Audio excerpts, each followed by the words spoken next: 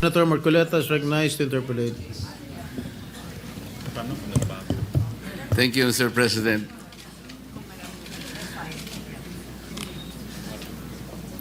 Mr. President, I hope my friend is still able to accommodate a few questions. Yes, Mr. President, to my idol, my campaign partner in last 2022. Thank you, Mr. President. I am one of the supporters of this concurrent resolution, Mr. President. But my only concern are the practical issues that might all be the concern of our people. Like when we say public access or public participation, how much can we give to our people? Because we might not be able to manage people's expectation. There's so many information that we have itemized in these concurrent resolutions. We have not yet, for example, enacted this freedom of information bill. And of course, there is a twin bill in that, the right of reply. We may be raising people's expectation unnecessarily by citing the Constitution, people's right to information, especially on the transactions, the fields of transactions, and then we will put that limitation as provided by law. Mr. President, the senators are national representatives, our people. The House of Representatives is comprised of more than 300 district representatives and party lists. They too are elected representatives of our people. In this concurrent resolution, we are admitting, although impliedly, that our mandate of safeguarding the people's money needs people's participation. Parang hindi kompleto. Ba't kailangan pa naming tulungan kayo? You were there, you were elected. Baka isipin sa atin ng tao yan, Mr. President. Nandiyan na nga kayo eh. Now you are making a concurrent resolution. It is as if that you cannot do your job fully. Hindi naman sa ayaw naming tulungan kayo. We are always ready to help you. The people are also interested in guarding the people's money. Pero saan ba kami talaga makakatulong sa inyo? Pagdating sa... Kasi po, ako po bilang isang naging congressman, Mr. President, may access na po ako sa information. Like, bago po ako mag-graduate sa House, ito pong pinakahuling budget, 2025 budget. Mr. President, when we were already on the first day of plenary debates, alam po ninyo, yung unang subject matter sa first day on plenary debates, ito po yung general principles. Wala pa pong agencies, Mr. President. I was about to ask some questions on the parameters set out by our national economic cluster. Hindi po ako nakapagtanong, Mr. President. A battalion of my colleagues prevented me from asking questions.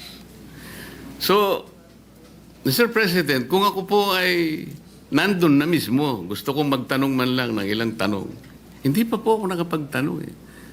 Paano kaya po yung mga kababayan natin? How do we assure them? We wanted to give them a level of expectation, Mr. President. How do we do it? Paano natin sila pagbibigyan ng yung participation will be heard, it will be recognized, it will be vetted, kagaya po ng tinatawag ni Senator Soto kanina.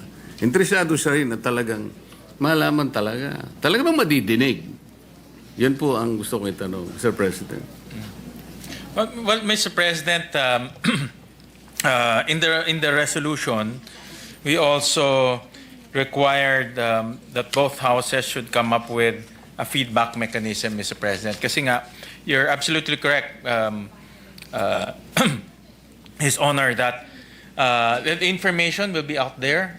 People will be encouraged to look at the different details of the of our budget, and they will do their own analysis. But they have no way of reaching out to the senators. They have no way of reaching out to their representatives. There's no way for them to send their feedbacks. So that's why in this resolution we also included a platform through their websites that people can now send their feedbacks, Mr. President. So it comes full circle. The information is there, but we also receive information. So that is the concept, Mr. President, that we are envisioning. That will be going back to my original question, Mr. President. Kasi sasabihin sa akin nung public, ano ba yung pwede kong gawin na hindi mo pwedeng gawin? Nandiyan ka eh. Nakabantay ka nga dyan eh. Ang gusto kong malaman, sabi niya, Mr. President, yung hindi mo kayang gawin, kami nang gagawa. Yun ang exactly na gusto ko sana malaman kasi yung tao po naghihintay. Gusto rin nilang tumulong siguro, bakit naman hindi? But what are those things? What are those information that they themselves should access that we cannot do? Well, Mr. President, like for example, meron ba tayong slide? Yung my X-check? Can you flash it? Mr. President, I'll flash a slide. No? And when we were doing the analysis of the process, we found out that only the NEP and the GAA is publicly available through the website, Mr. President. So if you are, let's say, a budget analyst, no? You want to analyze the budget, ito, Mr. President, only the NEP and the GAA is available in the internet. All the rest of the documents in between are not available. So if you want to analyze the budget, especially the movements, it's very difficult for analysts to track the movements because those information is not available in their website. So yun yung gagawin natin available, Mr. President. That the movement in the budget, especially critical documents, will be uploaded as mandated by the two houses, Mr. President. And each of the senators of this republic, Mr. President, is in a position to secure the assistance of a budget analyst. Not necessarily, Mr. President. People expect us to know the basic of the budget process and budget analysis. Of course, not all of us come from the same background, but the public expect us to know at least the basics, Mr. President. That is the point, Mr. President. Ako po, dahil neophyte ako, I would expect a lot of assistance from my staff, mga kaibigan po namin na makakatulong sa pag-a-analyze ng budget. Importante Correct, po Mr. kasi ito. So sasabihin sa akin nung mga kabarangay ko halimbawa, which constitute a small portion of the public, bakit mo pa kailangan itong mga barangay mo? Meron kang mga staff na doon na mag-a-analyze dyan, matutulungan ka. Siguro hindi na kami kailangan sapagkat kami napakarami rin naming problema. At saka mas meron kayong paraan at saka kayo may mga tao din kayo na talagang tutulong sa inyo. Parang sa kanila ay kalabisan na. Parang hindi kami masyadong makakatulong dahil sa kayo naman ay merong karanasan at kung wala naman ay talagang maraming tutulong din sa inyo para pagtulong-tulungan yung pag-a-analyze ng budget without the people themselves. Except, for example, in other instances like the academe, talaga naman pong nakakatulong yan. Yes. At talagang nandyan naman po sila talaga. Yes. Not necessarily the general public. Yes. Ano po? Tama, Mr. President. In fact, typically, even here in the Senate, we engage the academe quite often, especially those who are involved in, let's say, public governance or political science. Parte ho yan ng kanilang mga aralin, Mr. President. So, In other words, we can also tap the academe to help analyze the budget. The budget is it's a very complex document, and ang dami hong detalye. So if we can engage the academe to also participate in the analysis and help give us fruitful recommendations that can form part of our process, Mr. President. Yun pong 2025 budget, Mr. President. Gusto ko po sanang gawing isang halimbawa ito. Nung matapos po yung BCAM, ako po ay member pa ng House of Representatives. Natanggap ko po yung BCAM report. Kung hindi po ako nagkakamali, mga December 6 po yun, 2025, but about 6:35 in the evening. So napakakapal po yun, siguro about 400 pages, if I'm not mistaken. I tried my best na sundan po talaga, pero given the limited time, kasi masyado ng sigido po yun eh. Ang napagtunan ko na lamang po ng pansin, yung pinakahuli, Mr. President, I'm referring to the special provision in the BCAM report. Napansin ko po talaga, there were about 12 or 13 pages containing about 28 blanks. So ang ginawa ko po, Mr. President, ay tinignan ko po, pinagsikapan ko pong hanapin kung merong instruction na nandun nakalagay, like I was expecting that an annex is appended in the report where the material particulars that will be accomplished to fill up the blanks, the instruction to fill each and every blank in every page, sana nandoon yung, for example, on page 22 halimbawa, this is supposed to be the figure that will be